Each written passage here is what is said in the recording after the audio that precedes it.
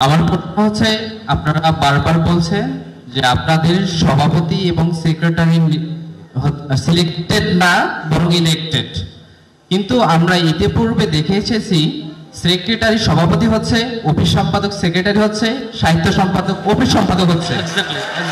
ওকে, এখন 31 ডিসেম্বরের সেটআপে যদি আমরা দেখতে পারি জাহিদুল ইসলাম সভাপতি হয়, অফিস সম্পাদক সেক্রেটারি হয় এবং সাহিত্য সম্পাদক অফিস সম্পাদক হয়, তাহলে শিবিরে আমি শিবিরের কেউ না হয়েও যদি আগাম বলে দিতে পারছি, তাহলে শিবিরের গণতন্ত্র এবং নির্বাচন পদ্ধতিকে প্রশ্নবিদ্ধ করা যায় কিনা?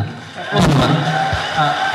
দারুণ একটি প্রশ্ন করেছেন। আমি এর একটা প্রশ্ন আসছে যেটা আমি সাদিক কাইমের কাছে যাবো, সেটা হচ্ছে আপনাদের সেট আপ নিয়ে, অর্থাৎ আপনাদের কমিটি গঠন নিয়ে, যে হচ্ছে কেন্দ্রীয় সভাপতি ইলেক্টেড হয় এবং যিনি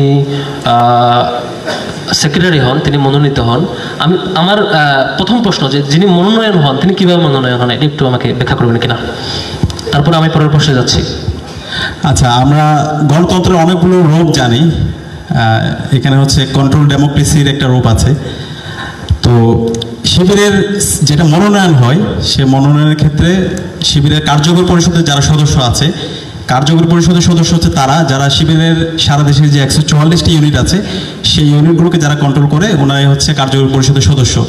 তাদের থেকে পরামর্শ নেওয়া হয়। তারা সারা দেশে সফর করে সারা দেশের সদস্য জনশক্তি, সর্বপর্যায়ের জনশক্তিদের চাওয়া পাওয়া, তাদের প্রত্যাশা, তাদের ধারণা, সব কিছু ব্যাপার তাদের সম্যক ধারণা থাকে।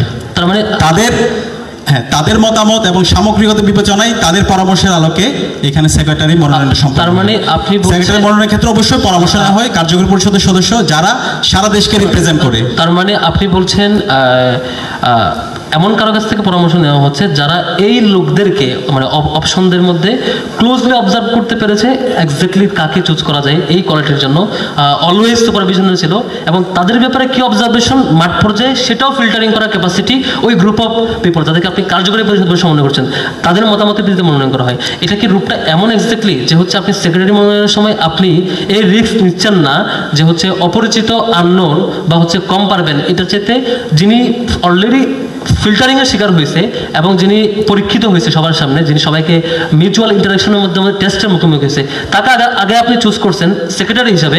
তারপর সে 1 বছর দায়িত্ব পালন করলো, সবাই দেখলো তারে, এখন সারা দেশের সদস্যরা দেখতেছে যে এই লোকটা আসলে অ্যাপ্রোপ্রিয়েট কিনা, যদি হয় তারা বোর্ড দিয়ে সভাপতি বানাবো, না হয় তারা বানাবো না, এরকম কিছু। এরকম নাই, এক্ষেত্রে ব্যর্থ হয়। আচ্ছা, সভাপতি নির্বাচনের ক্ষেত্রে হচ্ছে সভাপতি নির্বাচনের যদি দেখি আমরা, অথবা হচ্ছে আমাদের সভাপতি নির্বাচনের যদি শিবিরের শুরু থেকে দেখেন, একটু আগে যে কমেন্টটা করছেন 31 তারিখ শিবিরের কেন্দ্রীয় সভাপতি কে নির্বাচিত হবে অথবা সেক্রেটারি কে মনোনীত হবে সেটা আগে থেকে ফিক্সড।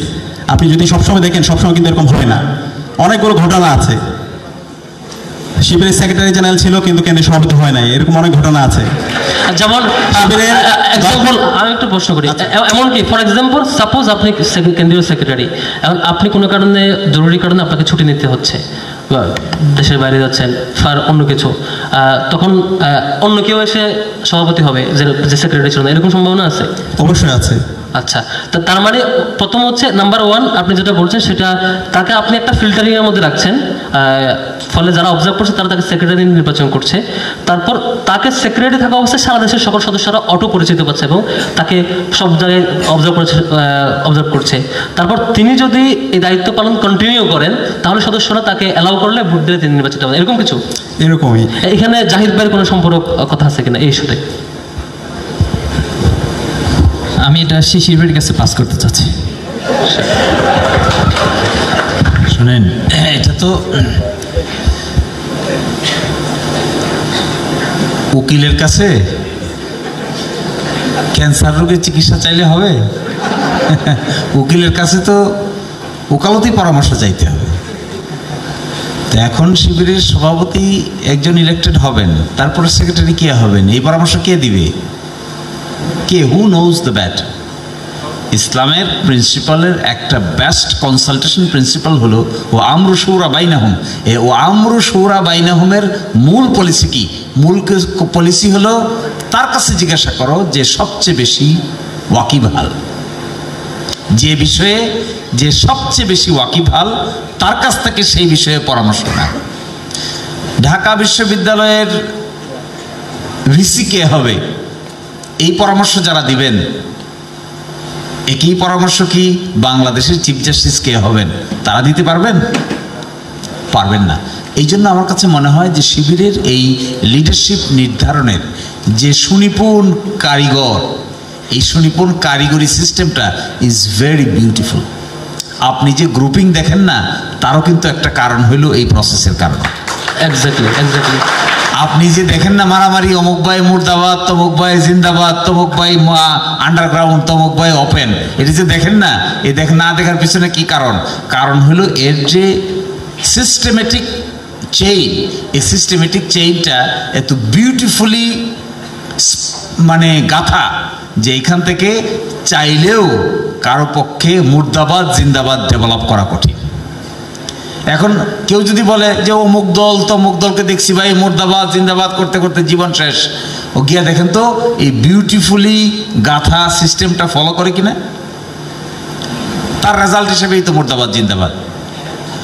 এই জন্যই যে এই সিস্টেমটা এখানে করা হয়েছে, এই সিস্টেমটা স্পেশাল, অর্গ্যানিক অ্যান্ড স্পেশাল। হ্যাঁ, পৃথিবীর কোনো সিস্টেমেই ক্রিটিসিজমের বাইরে না, সকল সিস্টেমকেই